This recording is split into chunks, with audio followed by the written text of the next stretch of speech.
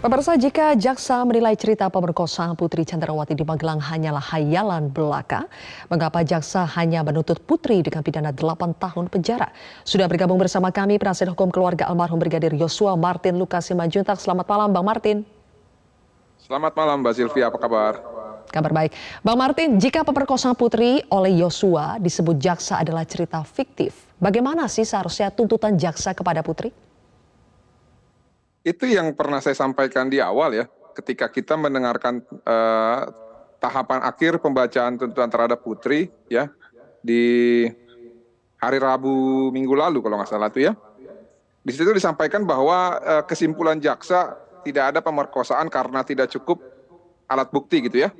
Lalu yang kedua, kesimpulannya selain bukan pemerkosaan tapi adalah perselingkuhan. Nah ini kan adalah sesuatu hal yang akhirnya menyerang kedua pihak ya, dalam hal ini adalah keluarga korban dan juga terdakwa. Nah namun yang membuat saya bingung dan sampai saat ini saya tidak bisa mencerna dengan akal sehat dan juga logika hukum saya gitu ya. Apalagi ditambah oleh rilis dari Jampidum yang mengatakan bahwa dalam mencermati tuntutan terhadap Putri tidak boleh menggunakan emosional gitu ya ataupun emosi. Harus berpikir jernih gitu kata yang bersangkutan.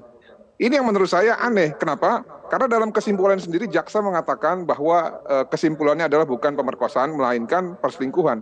Maka runtuhlah dalil ya ataupun angan-angan dari para penasihat hukum Putri ini yang selama ini selalu menggaungkan diperkosa. Nah, tentunya sesuatu informasi yang berbohong ataupun terindikasi kebohongan karena berdasarkan kesimpulan jaksa ini adalah sebagai pemicu ya. Dan juga penganjur ya dalam hal ini yang menggerakkan ataupun yang menularkan niat jahat kepada Verdi Sambo untuk menyusun suatu perencanaan yang matang untuk merampas nyawa milik Joshua.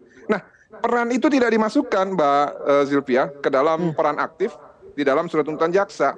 Namun hanya dibuat sebagai kesimpulan. Ini kan kalau secara silogisme ya nggak nyambung gitu loh. Walaupun pembuktiannya kesimpulannya pas, cocok.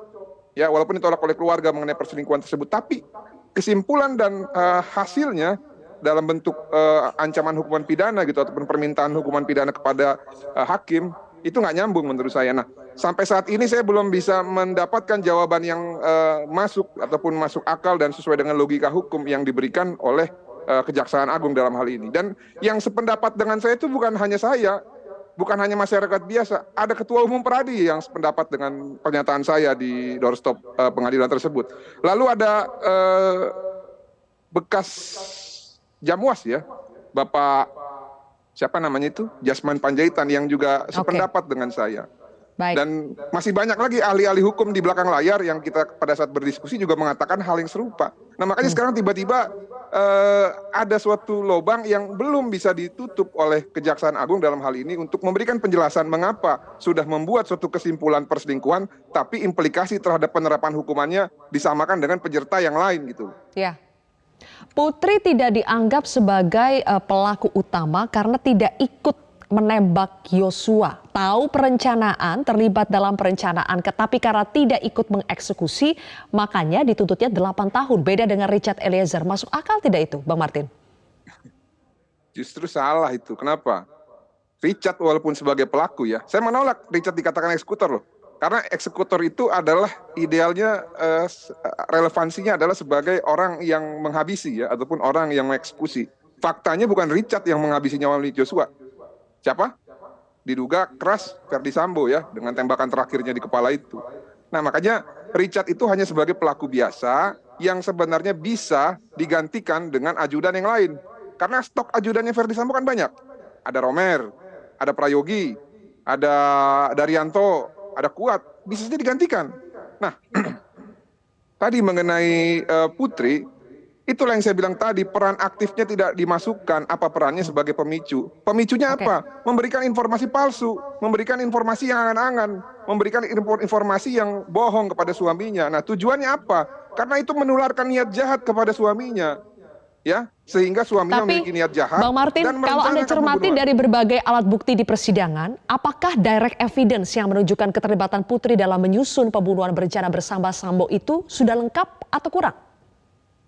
Yang pertama tadi saya bilang tadi ya, pemicu. Kalau pemicu itu kan belum tentu dia yang merencanakan, tapi dengan dia berbohong bahwa terjadi pemerkosaan namun tidak, itu sudah sebagai suatu penggerak ataupun menggerakkan orang berniat jahat. Yang kedua, kita jangan lupa ada keterangan saksi Richard yang mengatakan bahwa pada saat Verdi Sambo menyusun rencana tersebut dan mendoktrin yang bersangkutan selama beberapa menit itu ya diulang-ulang, Putri itu tidak menolak, malah justru memberikan informasi kepada suaminya untuk menggunakan sarung tangan, untuk mempersiapkan ataupun menyusun rencana mengenai CCTV? klaimnya dia mengenai dilakukan kekerasan seksual di raba-raba. Dan yang kedua, yang ketiga, Putri itu mengganti bajunya ya pada saat prosesi penembakan tersebut. Itu yang disebut dengan meeting of mind, Mbak Sylvia, tidak bisa diperkelit. Oke, baik, Bang Martin, nanti akan kita lanjutkan lagi ya di segmen berikutnya. Yang bilang itu tidak aktif. Pemirsa, keluarga Yosua berharap vonis yang dijatuhkan kepada Verdi Sambo adil bagi Yosua. Keadilan itu diantaranya Sambo tidak dihukum kurang dari seumur hidup. Untuk membahasnya, bagaimana keluarga Yosua akan mengawal vonis Sambo dan benarkah Sambo memegang dokumen yang menjadi penawar atau jimat vonis. Telah bergabung dari luar studio penasihat hukum keluarga Yosua, Martin Lukasi Manjuntak. Bang Martin, selamat malam. Selamat malam, Mbak Afiani. Ya, kita lanjutkan setelah tadi menyambung dialog Anda sebelumnya dengan rekan saya Zilvia Iskandar. Kita bahas mengenai soal bagaimana keluarga Yosua mengawal sampai nanti keputusan atau vonis dari hakim. Kita melihat ada begitu banyak drama. Salah satunya drama buku hitam. Kemudian Mahfud MD juga mengatakan ada gerakan bawah tanah. Seperti apa keluarga dari Yosua melihat drama-drama ini jelang nanti vonis yang akan dijatuhkan? Ya, mungkin gini ya, kalau keluarga Yosua kan, kalau yang berbicara ini mengenai keluarga inti, mereka ini kan cukup awam ya dengan hal-hal yang bersifat manuver-manuver pejabat tinggi ya. Karena kan ini kan permainan kelas tinggi ya, seperti yang disampaikan oleh rekan saya Kamarudin Simanjuntak dan Mas Sugeng Teguh Santoso ya, Ketua IPW. Nah, mereka ini sebenarnya lebih banyak melihat ataupun mendengarkan apa yang kami sampaikan. Kami yang mencerna, kami yang jelaskan. Seperti pada saat pembacaan tuntutan terhadap 5 orang terdakwa ini kan beda-beda, keluarga juga kan bingung. Nah, kami yang mencoba jelaskan. Nah, kalau kita tarik mengenai hal-hal di luar persidangan, tadi gerakan bawah tanah, buku hitam, terus bargaining powernya Bapak Sambo, menurut saya semua itu bisa saja ada. Dan bagaimana profesionalisme dan juga integritas dari masing-masing penegak hukum ini yang menentukan apakah hal tersebut dapat terjadi atau tidak. Nah, khususnya mengenai tadi ya buku hitam dan konsorsium. Sebenarnya kan hal tersebut dibatasi ya. Kenapa dibatasi? Karena konteks perkara Bapak Sambo ini konsentrasinya adalah pemenuhan unsur terhadap pasal 340 dan juga pasal-pasal yang lain gitu ya, yang ada dalam dakwaan jaksa, sehingga apabila ada hal-hal yang di luar dari konteks perkara tersebut, tentunya hakim akan mencoba untuk membatasi. Nah, hal tersebut juga terjadi pada saat saksi pelapor pada saat hadir di persidangan Verdi Sambo dan juga terdakwa yang lain, ketika ingin menjelaskan masalah itu, ya, khususnya mengenai dugaan-dugaan adanya konsorsium 303, lalu narkoba dan segala macam, itu dibatasi, Mbak Afiani. Ya, jadi kalau saya melihat ya, ya sulit juga kita untuk membahas hal-hal yang di luar dari konteks perkara ini di dalam persidangan. Lalu tapi bagaimana harapan dan juga kepercayaan keluarga Yosua terhadap independensi dari hakim? Termasuk juga tadi ada statement dari Mahfud MD bahwa ia mengenal dan yakin terhadap para hakim yang akan memberikan vonis nantinya. Tapi di luar sana gaduh riuh soal seakan-akan buku hitam ini menjadi bargain atau jimat untuk meringankan. Belum lagi juga ada gerakan bawah tanah. Entah siapa. Kamarudin mengatakan pihak-pihak yang merasa berhutang kepada Sambo tentu tidak akan tinggal diam untuk melunasi hutang mereka terhadap Sambo. Apa tanggapan Anda? Kalau saya pertama lihat dari segi yuridis dulu, Mbak Afiani, bahwa dalam hal ini jaksa meyakini ya, dua pasal itu terbukti sah dan meyakinkan. Apa pasalnya? 340, junto pasal 55 ayat 1, dan juga pasal 49 Undang-Undang ITE ya. Nah, di dalam hal yang memberatkan itu kan lengkap ya, paket lengkap ya. khususnya mengenai reputasi Polri ataupun citra Polri yang dirusak oleh terdakwa Ferdi Sambo dan juga Ferdi Sambo membuat kegaduhan ya, dan juga meninggalkan duka yang mendalam kepada keluarga korban. Nah, tidak ada hal yang meringankan.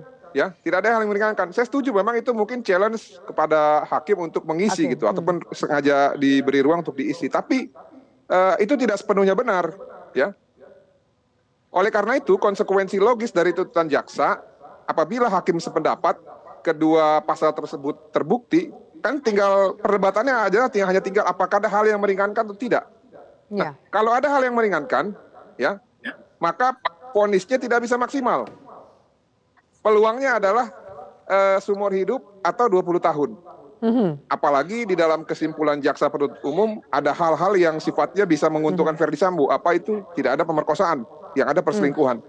Nah, walaupun itu tidak ditangkap oleh Ferdi Sambo sebagai dalil yang meringankan yang bersangkutan, tapi kita tidak tahu pendapat hakim seperti apa.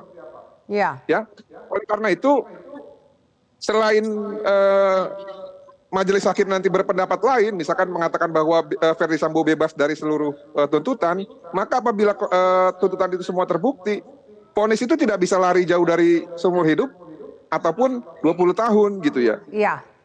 Baik, Bang Itu aja udah kalau secara yuridis. Bagaimana dengan peluang hakim untuk menjatuhkan vonis ringan? Di antaranya mengenai bahwa Sambo dianggap memiliki jasa besar untuk kepolisian. Itu juga sempat disampaikan oleh Sambo. Apakah akan ada indikasi keringanan hukuman seperti yang disampaikan oleh pihak IPW? Nah gini, itu saya kurang sependapat kalau serta-merta harus diterima ya. Karena majelis hakim juga harus mempertimbangkan juga dalam hal yang memberatkan ya, menurut jaksa penuntut umum dan menurut kami ya selaku pelapor dalam hal ini ya, kami juga melihat bahwa dampak yang dihasilkan oleh perbuatan Ferdi Sambo ini juga mencoreng nama institusi yang dia naungi, walaupun ya dalam pleidoinya yang bersangkutan mengatakan sudah memberikan 6 bintang penghargaan itu ya, bahkan salah satu bintang katanya diberikan langsung oleh presiden. Nah, tinggal ditimbang aja apakah prestasi tersebut bisa melebihi ya dampak buruk yang dihasilkan oleh yang bersangkutan. Nah, kalau yang ditanya Martin Lukas Simanjuntak, menurut saya dampak buruk yang diakibatkan oleh perbuatan pembunuhan berencana Ferdi Sambo ini dan juga tindakan obstruction of justice ya, itu justru lebih berat daripada prestasinya, sehingga prestasinya itu, mohon maaf ya sekali lagi ya, itu tidak bisa dimasukkan sebagai hal yang meringankan, kecuali ada hal-hal yang lain ya. Contohnya ya, misalkan belum pernah dipidana. Nah, tapi itu juga nanti akan diadu lagi, apakah dengan belum pernah dipidana ya, namun pernah menghilangkan nyawa secara berencana dan berbelit-belit itu bisa diringankan. Nah, itu semua ada pada hakim gitu ya, Mbak Afiani. Namun kembali lagi ya, dalam hal ini ada atau tidak hal yang meringankan, menurut saya tetap apabila dua perbuatan tersebut terbukti, maka vonis paling minimal itu buat Ferdi Sambo adalah menurut saya ya, itu adalah sesuai dengan tuntutan jaksa. Itu yang paling adil menurut saya apabila memang ada hal yang meringankan. Tapi kalau tidak ada hal yang meringankan ya, maka terbuka peluang untuk vonisnya melebihi dari tuntutan jaksa apabila hakim berpendapat bahwa perbuatan yang dilakukan oleh terdakwa Ferdi Sambo itu sudah di luar batas kewajaran dan sangat tidak berkemanusiaan gitu ya. Karena obstruction of justice itu merupakan pelanggaran hak asasi manusia loh. Ya. Orang kan melihat tanya, wah itu merintangi penyidikan, tapi coba tanya sama Komnas HAM, tanya sama LPSK. Ya. Obstruction of justice itu pelanggaran hak asasi manusia selain ya pelanggaran hak asasi manusia yang dilakukan karena menghilangkan nyawa manusia secara berencana. Oke, jadi dua kali itu kita harus jeda. Kita akan bahas lebih jauh, termasuk juga apakah buku hitam dari Sambo ini yang disebut-sebut adalah menjadi jimat untuk menjadi posisi menawar atau meringankan vonis yang akan disampaikan. Nanti kita akan bahas apakah kemudian jimat itu juga berlaku untuk Putri Chandrawati, Kuat Ma'ruf, dan juga Ricky Rizal. Saya kejaksaan itu sudah profesional, logika hukum sudah dipakai, tapi hakim tidak terikat semata-mata pada logika jaksa, juga bisa terikat pada logikanya sendiri, begitu juga bisa dipengaruhi oleh logika publik tentang keadilan. Ya serahkan aja kepada hakim, apapun nanti keputusannya ya kita tidak bisa mengelak dari putusan hakim. Tapi kalau selama pantauan saya terhadap jalannya sidang ini, Hakimnya cukup profesional, jaksanya juga, pengacaranya juga, sehingga masyarakat tinggal menunggu sekarang mana yang oleh hakim putusan yang dianggap adil. Selama ini masih bagus kok jalannya sih. Berdebat biasa di pengadilan gitu. Saling menyalahkan antara jaksa dan pengacara itu biasa gitu. Nanti kan hakim juga ilmunya hakim tuh banyak. Hakim tuh punya pengalaman debat-debat kayak gitu tuh sudah makanan sehari-hari, sehingga dia tidak akan terpengaruh oleh tipuan-tipuan perdebatan yang faktanya tidak bisa dipertanggungjawabkan. Itu hakim yang saya lihat. Saya tahu hakimnya kenal.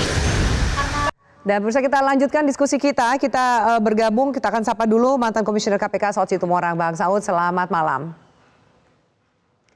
Halo, selamat malam Indonesia. Ya, baik. Pak Saud, tadi kita membahas dengan Bang Martin soal ada buku hitam, ada upaya-upaya gerakan bawah tanah untuk mencoba mengganggu hakim atau bahkan mempengaruhi sehingga ada vonis ringan yang diharapkan oleh Verdi Sambo dari gerakan-gerakan ini. Bagaimana dari tanggapan Anda, Bang Saud? Anda mengatakan bahwa Sambo harus berkorban, menyalipkan diri, tepatnya kalimat itu. Apa yang Anda maksud dengan itu? Iya, saya dulu di KPK itu jaksa penuntut ya, kan pimpinan KPK itu jaksa penuntut. Jadi, tapi sekarang ini saya mencoba menjadi hakim gitu. Tapi saya waktu pun saya nggak punya naluri hakim. Tapi naluri hakim itu kalau menurut bahasanya Artijo itu selalu dia pesannya cuma 3, manfaat, keadilan, dan kepastian gitu loh. 3 hal itu aja juga sebenarnya rumusnya. Jadi artinya yang saya maksudkan disalipkan itu adalah if Sambo creating values for the country, why not? If yang baik buat pengakuannya itu gitu loh. Itu yang saya maksudkan, itu dia menyalipkan dirinya. Kalau dia meng-create sebuah value dalam penegakan hukum sehingga kemudian hukum di negeri ini lebih pasti, lebih adil dan lebih bermanfaat, kenapa tidak? Itu loh maksud saya, Mbak Apriani. Iya, tapi ini juga tinggal menunggu jelang vonis apa yang bisa dilakukan. Sementara kalau Anda katakan bahwa ada konflik of interest dan mungkin Sambo bisa menjadi pemutus itu, kita tahu bahwa Sambo saat ini akan melindungi interest atau kepentingan dia dan istrinya. Ya itu makanya siapa yang harus menjamin? Ya mungkin Martin bisa juga ya kan jadi mediasi untuk kemudian bisa, kan mesti pasti juga kalau nanti saya membuka bagaimana saya, bagaimana dan seterusnya. Intinya adalah kalau memang di sana akan memunculkan keadilan kepastian yang saya maksudkan tadi itu, dan kemudian di situ akan ada kemanfaatan yang lebih luas, tentunya suatu hal teknis itu bisa diatur gitu, sehingga kemudian hakim mengatakan oh oke, kalau begitu kita minimalkan aja daripada dimaksimalkan. Itu maksud saya. Jadi soal yang lain itu soal teknis, soal komunikasi sebenarnya. Yang penting mau nggak meng-create sebuah nilai yang kemudian kepastian itu menjadi lebih baik buat hukum di Indonesia, gitu maksudnya. Baik, Pak Saud, sebelum saya ke Bang Martin, apa Anda melihat gerakan-gerakan bawah tanah yang sempat disebutkan oleh Mahfud MD ini berhasil? Ya, saya pikir itu tergantung. Kalau kita bicara gerakan itu sebenarnya Pak Mahfud nggak usah ngomong gitu juga, publik udah tahu kan gitu. Kita common sense kita aja di Indonesia hukum masih seperti itu.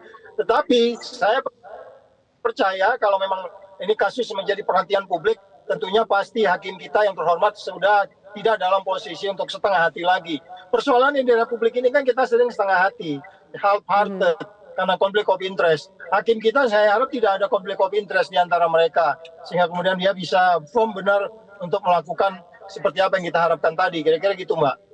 Oke, baik. Bang Martin, silakan Anda tanggapi tadi statement bahwa harusnya Sambo bisa menyalipkan diri atau melakukan sacrifice atau pengorbanan, justru bisa tanda kutip bisa menjadi pahlawan karena dia juga sebenarnya memiliki banyak rahasia, terutama mungkin di institusinya. Kita tahu bahwa banyak hal yang juga perlu dilakukan untuk reformasi dan bersih-bersih dari institusi Polri sendiri. Tanggapan Anda?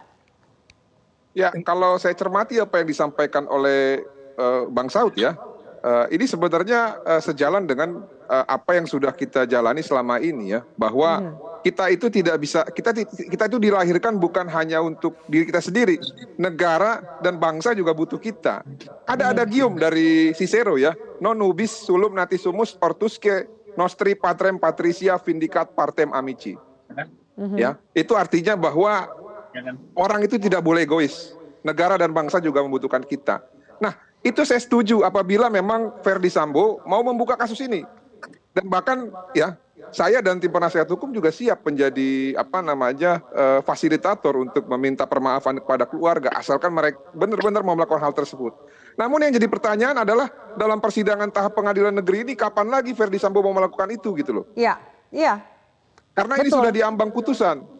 Maka satu-satunya jalan adalah pasca putusan pengadilan negeri. Nah, ini semua bola ada pada Verdi Sambo. Apakah yang Tapi bersangkutan apakah mau Anda melakukan melihat hal tersebut? ada niatan atau indikasi Verdi Sambo akan tergerak ke arah sana, Bang Martin? Sayangnya saya belum melihat. Saya ini sudah capek Mbak Afiani. 10 kali kalau nggak salah lebih saya mempublikasikan kata-kata saya. Saya minta Pak Verdi Sambo, Putri Chandrawati dan terdakwa yang lain bertobat dan mengakui perbuatannya. Tidak pernah direspon. Justru yang ada responnya justru fitnah terhadap klaim pemerkosaan terhadap anak dari klien kami. Tapi ya sudahlah, yang sudah ya biarlah sudah terjadi.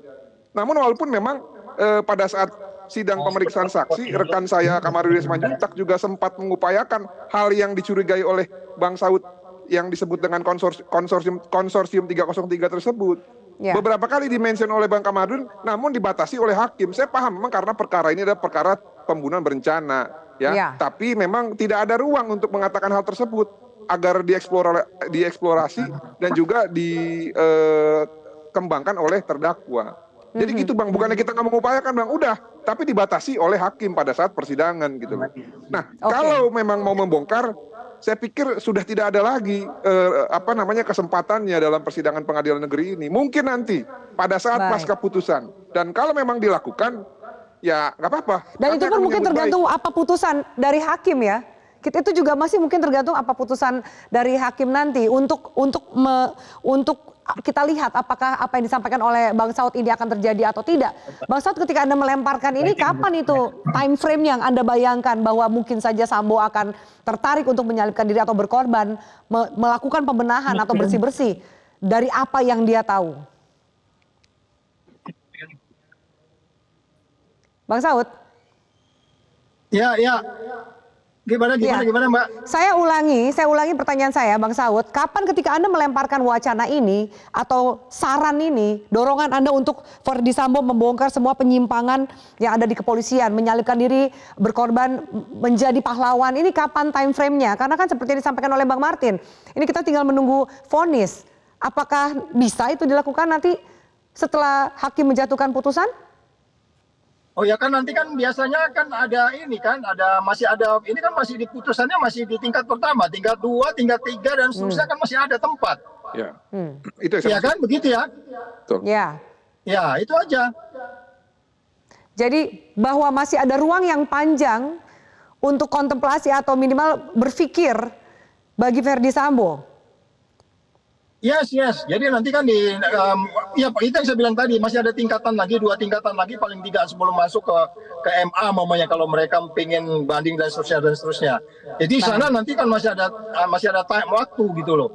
Nggak langsung begitu vonis kan Sambo langsung masuk guillotine gitu atau masuk masih ada tempat. Apakah tapi ada yang paling respon? penting adalah bagaimana ini sebenarnya kita masih menciptakan sistemnya, mekanismenya seperti apa. Yang kesimpulannya adalah Sambo menciptakan sebuah nilai yang diakui oleh rakyat semua dan kemudian itu intinya adalah membuat Indonesia menjadi lebih baik. Itu yang saya pernah dengar dari beberapa tokoh-tokoh, baik itu umpamanya dia bekas hakim ataupun siapapun. Dan saya pikir common sense kita aja deh, nggak usah pakai hakim juga, kita pakai common sense saja lah. Kalau tiba-tiba dia menyatakan bahwa dia akan membuat Indonesia lebih baik, sehingga kemudian orang jadi berhenti dan tobat semua, kenapa enggak gitu? Nah, apakah tobat itu harus membuka data, membuka informasi dan seterusnya sehingga orang terbuka semua dan berhenti untuk korupsi dan seterusnya, kenapa tidak? Jadi artinya ini tentunya harus ada upaya untuk duduk, mungkin saya dengan Martin mungkin ketemu dia juga ngobrol, gini loh, mau nggak lo ngomong gini. Okay. Kemudian Indonesia menjadi lebih adil, lebih beradab gitu, kenapa enggak? Kan begitu. Oke, baik Bang Saud, terima kasih Bang Saud. Pak Martin, saya tanya terakhir kepada Anda, apakah saya setuju keluarga? dengan Bang Saud. Tinggal sekarang bolanya ada pada Pak Ferdi Sambo ya. Kami tidak bisa memaksakan hal tersebut, tapi apabila terjadi, kami akan menanggapi secara positif itu. Mantap, Oke. mantap, luar biasa. Baik, Bang Martin, soal bagaimana nanti hukuman dijatuhkan atau vonis dijatuhkan kepada Ferdi Sambo, Putri Candrawati dan lainnya, apakah keluarga siap menerima apapun keputusan itu, termasuk kemungkinan terburuk jika hukuman akan kurang dari tuntutan? Yang pasti gini Mbak Fiani ya, mengenai siap atau tidak itu kan masalah perasaan ya. Siapa sih yang siap kehilangan anak? Siapa sih yang siap anaknya dibunuh secara berencana tanpa meninggalkan keturunan? Tapi apapun itu, saya akan siapkan ya orang tua almarhum pada saat tanggal putusan, biar nanti hakim langsung melihat orang tua almarhum pada saat membacakan putusan. Biar dia nanti lihat apakah ada keadilan buat orang tua korban yang sudah nyawanya ini dirampas. Namun pasca putusan apabila yang disampaikan oleh Bang Saud itu terjadi ya, bukan berarti keluarga menutup peluang ya untuk ikut berkontribusi demi kemajuan negara kita ini. Demikian. Oke, baik. Bang Martin, Bang Saud, terima kasih untuk diskusi kita di Prime Time News pada malam hari ini.